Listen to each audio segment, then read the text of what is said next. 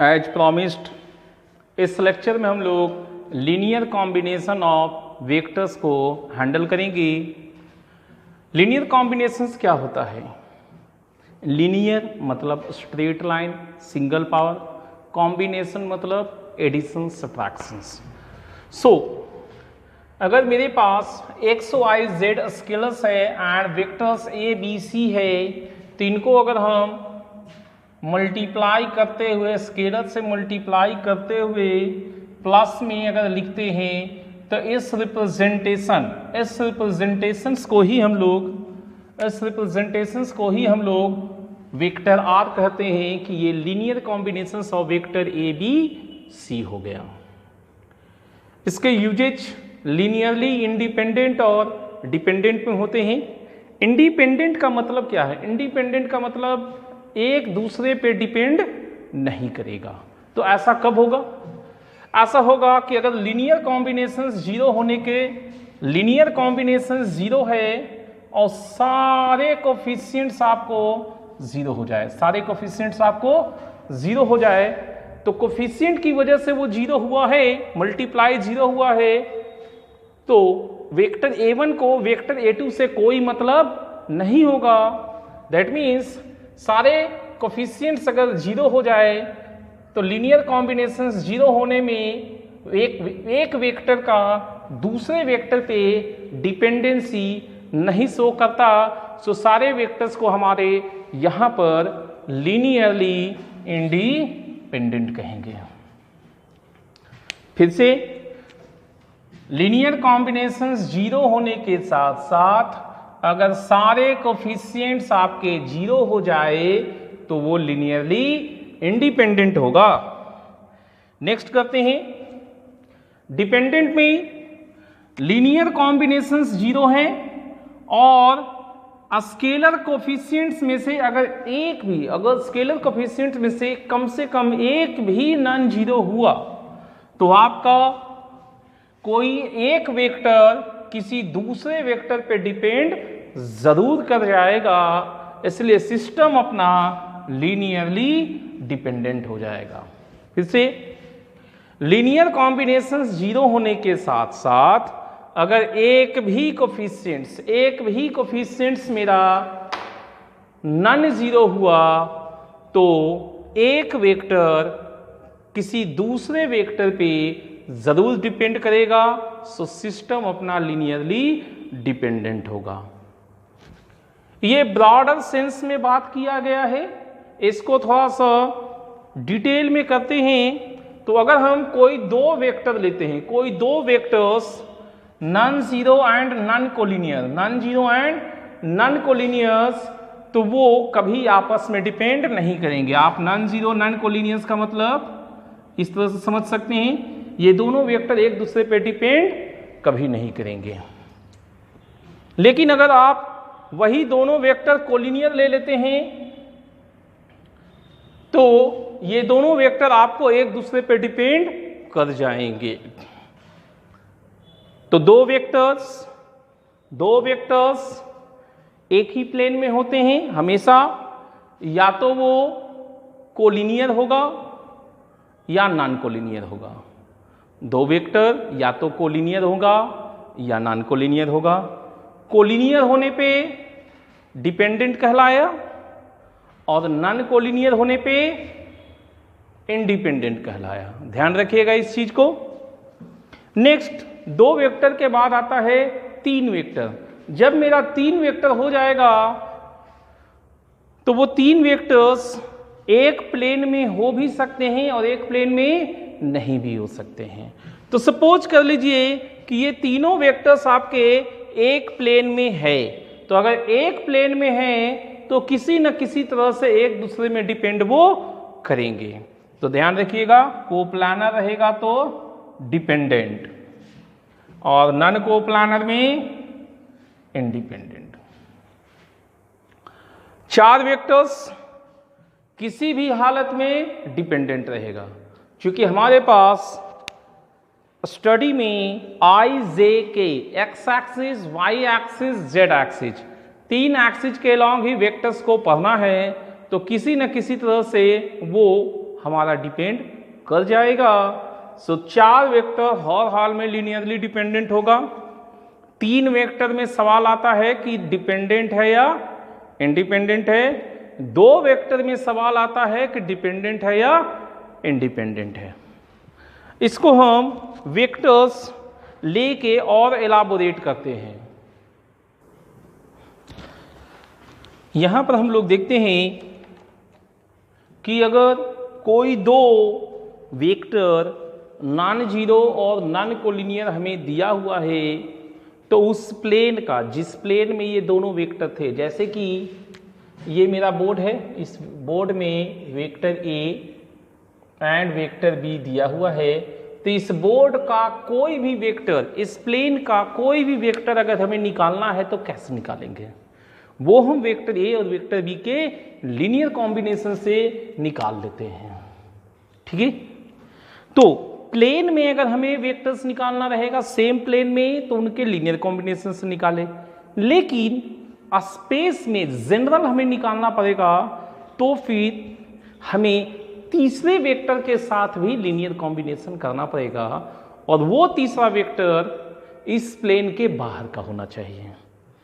तो ए और बी की मदद से कोई तीसरा वेक्टर जो उस प्लेन में ना हो हम क्रिएट कौन सा करते हैं? ए क्रॉस बी हम लोग के पास पहले से है। ए क्रॉस बी हमारा आउट ऑफ द प्लेन या इनटू द प्लेन देता है, लेकिन प्लेन में नहीं देता है। सो हम तीसरा वेक्टर्स ए क्रॉस बी को लेंगे, तो स्पेस का कोई वेक्टर हम a b and a cross b, a b and a cross b के लीनियर कॉम्बिनेशन में दे सकते हैं। इसी प्रकार हमें ऐसा हो सकता है कि कोई 3 वेक्टर ऐसे दिए जाए जो एक प्लेन में ना हो। 3 वेक्टर जो कि एक प्लेन में नहीं है, तो हमें स्पेस का कोई भी वेक्टर पूछा जाएगा तो हम उनका लीनियर कॉम्बिनेशन लेंगे। क्या लेंगे? Linear combinations. आप देखिए, कोई भी 3 वेक्टर अगर कोलिनियर दिया हुआ है, कोलिनियर दिया हुआ मतलब एक ही लाइन का कोई 3 पॉइंट दिया हुआ है, तो क्या हम कर सकते हैं? डायरेक्शन सेम होगा, मैग्नीट्यूड्स में डिफर्स, डायरेक्शंस में भी सेम और अपोजिट्स। तो एक तरीका है इसे सॉल्व करने का, vector a b is equal to vector a c lambda times, जो हम यहाँ पर देख लिए। दूसरा तरीका, ये हमारा वेक्टर्स में इक्वालिटी के समय से आता रहा है। दूसरा तरीका अभी हम लीनियर कॉम्बिनेशंस का इंडिपेंडेंट और डिपेंडेंट में देखे हैं कि 3 पॉइंट्स कोलिनियर है। इसका मतलब क्या है? ये डिपेंडेंट है एक दूसरे पे। हमारा 2 वेक्टर ही इंडिपेंडेंट हो सकता है। 3 पॉइंट आ गया तो स्ट्रेट लाइन के लिहाज से 3 पॉइंट हर हाल में आपके क्या होने चाहिए? देखिए, तो इनका पहले लीनियर कॉम्बिनेशन हमने किया। 3 पॉइंट्स दिए हुए हैं, इनका हमने पहले लीनियर कॉम्बिनेशन 0 किया, एंड कोफिशिएंट्स का समेशन हम जैसे ही 0 करते हैं तो इससे ये दिखाता क्या है, हम आपको करके भी दिखा सकते हैं। आप देखिए, यहां से ये क्या किया, सपोज कर लिए हम यहां पर z का वैल्यू रखेंगे, तो z का वैल्यू यहां से क्या आएगा? z का वैल्यू आ जाएगा -x - y। तो आप देखिए, x से plus y b minus x plus y c बराबर 0। सो सी वेक्टर आपके पास x से plus y b upon x plus y हो गया। अब ध्यान करने की कोशिश कीजिए, ये आपका कहाँ पर आया था?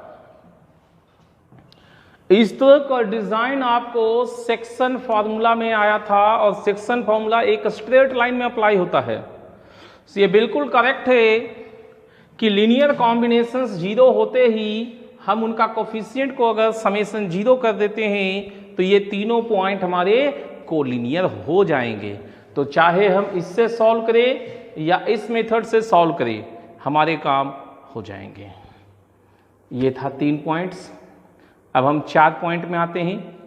4 पॉइंट को हम स्ट्रेट लाइन में नहीं आंक सकते, सो 4 पॉइंट को हम प्लेन में आंकेंगे। तो 4 पॉइंट एक ही प्लेन में हो, को प्लानर हो, मतलब एक ही प्लेन में हो। 4 पॉइंट एक ही प्लेन में हो, ऐसा क्या कर सकते हैं? 4 पॉइंट से हम कोई भी 3 वेक्टर बनाएंगे और उन तीनों वेक्टर से कहेंगे कि ये को प्लानर है, दैट इज बॉक्स 0 है। तो ए से स्टार्ट किए हैं तीनों को, a b, a c, a d, और बॉक्स 0 कर दिए, that is volume of parallelepiped 0 कर दिए।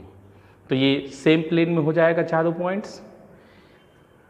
और लीनियर कॉम्बिनेशंस के तरीके से, लीनियर कॉम्बिनेशंस 0 है एंड स्केलर का समेशंस 0 है, तो भी वो हमारा कोप्लानर होगा। तो ये कंडीशंस आप ध्यान रखिएगा। कई बार इन कंडीशन से रिलेटेड भी क्वेश्चंस आते हैं। मैक्सिमम टाइप आप कोलिनियर को इससे बना लीजिएगा और कोप्लानर को आप बॉक्स 0 करके बना लीजिएगा, आपको हो जाते रहेगा। कुछ क्वेश्चंस ऐसे आएंगे जिसमें इसी तरह से पेश ही किया रहेगा एग्जाम्पल्स को। तो जब इस तरह से पेश ही करेगा तो आपको मजबूरी है ये नॉलेज होना, तो आप उसको हैंडल कर लीजिएगा। ठीक है, अब हम लोग इस पर बेस्ड कुछ एग्जाम्पल्स करेंगे, जिसमें से पहला एग्जाम्पल्स है a b c 3 non zero vectors है, जिसमें से कोई भी 2 कोलिनियर नहीं है। फिर से a b c 3 non zero vectors है, जिसमें कोई भी 2 नॉन कोलिनियर है। अब a + 2b हमें c के कोलिनियर दिया है, b + 3c a के कोलिनियर दिया है, तो हमें a + 2b + 6c का वैल्यू निकालना है। ठीक है, तो हम कैसे निकालेंगे? हम सबसे पहले करेंगे a + 2b is collinear with c। तो हम क्या कर सकते हैं? a + 2b is equal to lambda c। Again है b + 3c is collinear with a। So इसे करेंगे b + 3c is equal to mu a। ठीक है, और अब हमें इस वेक्टर का वैल्यू निकालना है, तो हम कहेंगे now a + 2b + 6c। इसे हम लोग a + 2b को लैम्डा c अगर लिखते हैं तो ये लैम्डा + 6c हो गया, मतलब ये c के डायरेक्शन में हो गया। अगेन हम इसे a + 2b + 6c वेक्टर्स को, इनमें से 2 अगर हम कॉमन ले ले तो इसे b + 3c लिख सकते हैं, और b + 3c मेरे पास म्यू a है, तो हम a + 2 म्यू a हो गया। a कॉमन लेंगे तो 1 + 2 म्यू a हो गया। ठीक है, तो हम इन दोनों को एक साथ जब देखते हैं तो मेरे पास a + 2b + 6c क्या आएगा? Lambda + 6 vector c is equal to 1 + 2 mu vector a। जबकि हमारे पास क्वेश्चंस में था कि a b c में से कोई भी 2 कोलिनियर नहीं है, लेकिन यहां पर अगर इनमें से एक भी नॉन जीरो हुआ तो c एंड a कोलिनियर हो जाएगा। But c and a are non collinear. ठीक है, सो ओनली चॉइस लेफ्ट, हमारे पास जो चॉइस बचा है वो है कोफिशिएंट्स को हम 0 कर दें।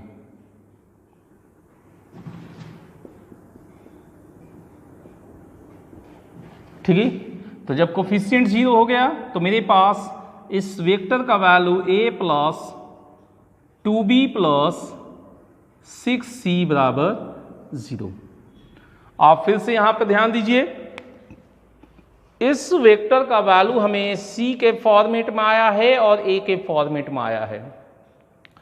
अगर इन दोनों स्केलर्स में से एक भी नॉन जीरो हुआ तो मेरे को c और a कोलिनियर हो जाएगा, जबकि क्वेश्चन में है no two of which are collinear, कोई भी दो कोलिनियर नहीं है, ऐसा क्वेश्चन में दिया हुआ था। इसलिए मजबूरन हमें कोफिशिएंट को ही 0 करना पड़ा और इस प्रकार से इस वेक्टर का वैल्यू 0 आया है। ठीक है, आप देख लीजिए इसको ध्यान से। हमारा नेक्स्ट एग्जांपल है a और b दो नॉन कोलिनियर वेक्टर्स है, तो x और y का वैल्यू पता लगाओ ताकि 3a बराबर 2b है, जहां पर vector a and vector b x, y, a और b के फॉर्मेट में गिवन है। तो हम क्या कर सकते हैं, सबसे पहले वो कंडीशंस यूज करेंगे 3a बराबर 2b, 3a बराबर 2b। तो a को हम 3 से मल्टीप्लाई करेंगे, 3 into x plus 4y vector a plus 3 into 2x plus y plus 1 vector b is equal to, vector b को हम 2 से मल्टीप्लाई करेंगे, 2 into y minus 2x plus 2 vector a plus 2 into 12x minus 3y minus 1 vector b। अब हम सभी को एक side में लाएंगे तो वेक्टर a मेरे को कितना हो जाएगा वो देखते हैं, 3x प्लस 12y, वहां से आप लाइए 2y माइनस 4x प्लस 4, ये आपका वेक्टर a है। ना वेक्टर b को आप देखिए 3 ये 6x हो गया प्लस 3y प्लस 3 और इधर से लाइए 24x माइनस 6y माइनस 2, ये वेक्टर b हो गया आपका। ठीक है, आप फिर से कैलकुलेशंस कीजिए, ये plus 4x and 3x 7x, y में देखते हैं minus 2y and plus 12y plus 10y and constant minus 4, ये वेक्टर a है। प्लस वेक्टर b का कोफिशिएंट्स x में देखिए 6x माइनस 24x तो माइनस 18x, y में plus 3y plus 6 that is plus 9y constant plus 3 and plus 2 plus 5, vector b is equal to 0। अब यहां पे देखिए a और b का लीनियर कॉम्बिनेशन मेरा 0 है, लेकिन a और b नॉन कोलिनियर है, but a b are non collinear. ठीक है, तो a और b नॉन कोलिनियर है और a और b का लीनियर कॉम्बिनेशन 0 है, तो नॉन कोलिनियर होने का मतलब ये लीनियरली इंडिपेंडेंट होगा। सो इनके कोफिशिएंट्स हमारे क्या होंगे, 0 होंगे। इसका मतलब है लीनियरली इंडिपेंडेंट। सो अपना जो कोफिशिएंट्स है, a का coefficient 7x plus 10y minus 4 ये 0 होगा। At the same time b का coefficient minus 18x plus 9y plus 5 will be 0। अब आप इसे सॉल्व कीजिए। कैसे सॉल्व कर सकते हैं, इसको 9 से मल्टीप्लाई कीजिए, इसको 10 से मल्टीप्लाई कीजिए एंड सब्ट्रैक्ट इट। तो इस प्रकार से आपका ये 90 90 बन के कैंसिल हो गया। यहाँ पर देखिए ये 180 है और ये 9 सतह 63, तो ये आपका 243x हो गया है। यहाँ पर देखिए ये 36 है और ये 50 है, दोनों का सेम साइन, 50 और 36 कितना हुआ?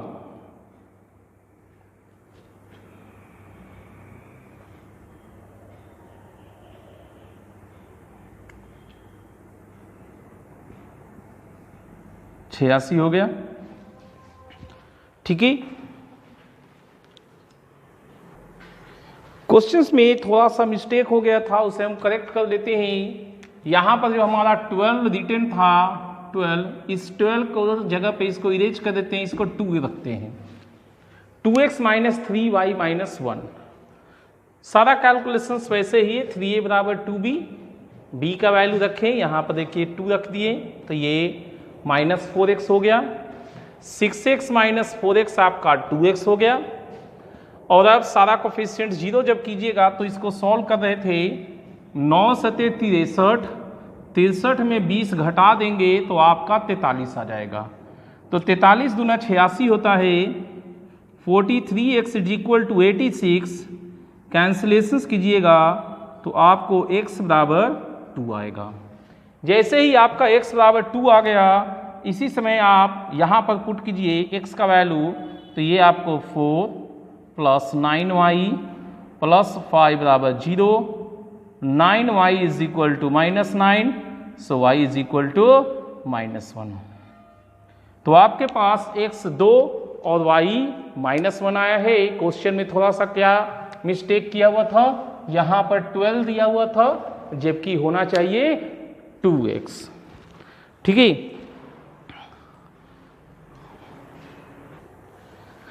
नेक्स्ट क्वेश्चन आप देखिए, ए बी सी में से a और b नॉन वेक्टर है, c के पास कुछ अननोन अल्फा बीटा है। अब a b c तीनों वेक्टर आपका लीनियरली डिपेंडेंट है और c का मैग्नीट्यूड √3 है, तो आपके पास अल्फा बीटा निकालना है। अल्फा बीटा 2 अननोन है तो 2 कंडीशंस चाहिए था। एक कंडीशन है मैग्नीट्यूड √3 होना चाहिए और दूसरा कंडीशन है लीनियरली डिपेंडेंट होना चाहिए। तो हम पहले मैग्नीट्यूड को देखते हैं, या फिर ऐसा करते हैं, पहले जो है ना हम लोग लीनियरली डिपेंडेंट को देखते हैं। तो a b c are linearly dependent, so coplanar 3 vector हमने क्या बताए थे, लीनियरली डिपेंडेंट तभी होंगे जब वो कोप्लानर होंगे। तो कोप्लानर होंगे तो इनका बॉक्स ए बी सी 0 होगा। ये डिटर्मिनेंट से निकलता है, देखते हैं। ए का क्या है 1 1 1 और बी का 4 3 4। अब आइए सी के पास 1 अल्फा बीटा। हम इसे थर्ड कॉलम के लॉन्ग एक्सपैंड करेंगे। सो 1 × 4 - 3 प्लस अल्फा × 4 - 4 प्लस बीटा × 3 - 4। ये 4 4 कैंसिल होके 0 हो गया, ये 1 है, ये -1 है। तो यहां से क्लियर हो गया कि बीटा का वैल्यू 1 होगा। अब अल्फा का वैल्यू बाकी है और एक कंडीशन अभी भी बाकी है। एक और कंडीशन क्या था, मॉड c। तो हम ऐसा करते हैं, मॉड c² √3 का स्क्वायर हो जाएगा। तो मॉड c² मैग्नीट्यूड का स्क्वायर यह क्या देगा, 1² प्लस अल्फा² प्लस बीटा², और यहां है 3। बीटा आपका 1 है तो बीटा² आपके पास कितना आएगा, 1 आएगा। 1 1 2 यहां सब्ट्रैक्ट कीजिएगा तो 1 आएगा। So alpha will be plus minus 1। तो इस क्वेश्चन में था क्या कि तीन वेक्टर अगर लीनियरली डिपेंडेंट है, अगर लीनियरली डिपेंडेंट है तो क्या करेंगे, उसे कोप्लानर करेंगे, उनको बॉक्स 0 करेंगे। ठीक है, तो इस तरह से जो पहला स्क्रीन हमने आपको एक्सप्लेन किया था उसी में मैक्सिमम थ्योरी इस पार्ट का समाया हुआ है। ठीक है, अभी हम कुछ और एग्जांपल्स देखते हैं। हमारा नेक्स्ट एग्जांपल देखिए, हमें तीन वेक्टर का कोप्लानरिटी चेक करना है कि ये सेम प्लेन में है या नहीं। अगर ये तीन वेक्टर्स नॉन कोप्लानर है, एक प्लेन में नहीं है, फिर से ये तीनों सेम प्लेन में नहीं हैं, तो बताना है कि ये तीन वेक्टर्स एक प्लेन में होंगे या नहीं होंगे। तो हम लोग क्या करते हैं, इसे वेक्टर P मानेंगे, इसे वेक्टर Q और इसे वेक्टर R। ठीक है, कोप्लानर होने का कंडीशंस क्या है, बॉक्स 0 होना चाहिए। तो हम P Q R का बॉक्स निकालते हैं, P Q R। आपको ध्यान होगा इसका बॉक्स हम लोग कैसे निकाले थे, कोफिशिएंट्स 3 -7 -4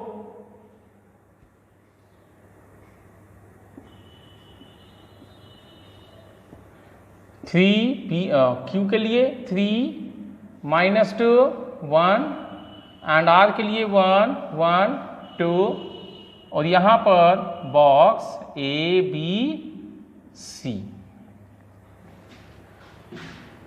हमने स्केलर ट्रिपल प्रोडक्ट जब बता रहे थे तो तीन नॉन कोलिनियर वेक्टर्स के फॉर्मेट में तीन और वेक्टर को डिफाइंड किए थे और उनका स्केलर ट्रिपल प्रोडक्ट बॉक्स निकलवाया था। वो इस तरह का कुछ डिज़ाइन था। आपको अगर ध्यान नहीं है तो पीछे जाके देखिएगा, आपको ये दिखाई देगा।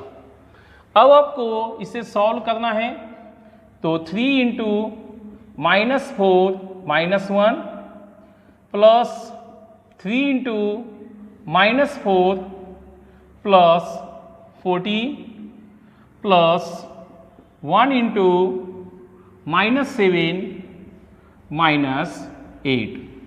तो आप कितना होगा देखिए, 3 इंटू -5 -15, ये 10 है, प्लस 30, ये -15 है, तो 15 15 30 और ये 30, ये 0 हो गया।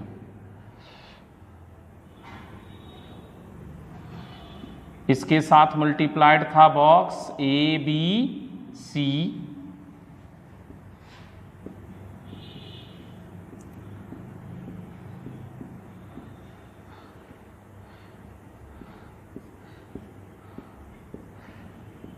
जीरो इंटू समथिंग 0 होता है, तो फाइनल आंसर 0 है। सो हमारा P Q R वेक्टर्स जो है विल बी कोप्लानर। ठीक है, फिर से देखिए, A B C non coplanar है तो हमने इसे 0 नहीं किया, ये 0 नहीं होगा, ये नॉन 0 होगा, तो इसलिए ये एज इट इज चलते रहा। ठीक है, इसके कोफिशिएंट्स P Q R में A B C के कोफिशिएंट से जो डिटर्मिनांट बना है वो मेरे को 0 आ गया। सो 0 इंटू समथिंग 0। इस प्रकार से बॉक्स P Q R मेरे को 0 आया, तो हम P Q R को कोप्लानर कहेंगे, दैट इज सेम प्लेन में। हमारा नेक्स्ट एग्जांपल देखिए आप, लैम्डा का वैल्यू निकालना है ताकि ये 4 वेक्टर कोप्लानर हो जाए। हमने थ्योरी क्या दिया था, 4 वेक्टर्स विल बी ऑलवेज कोप्लानर्स।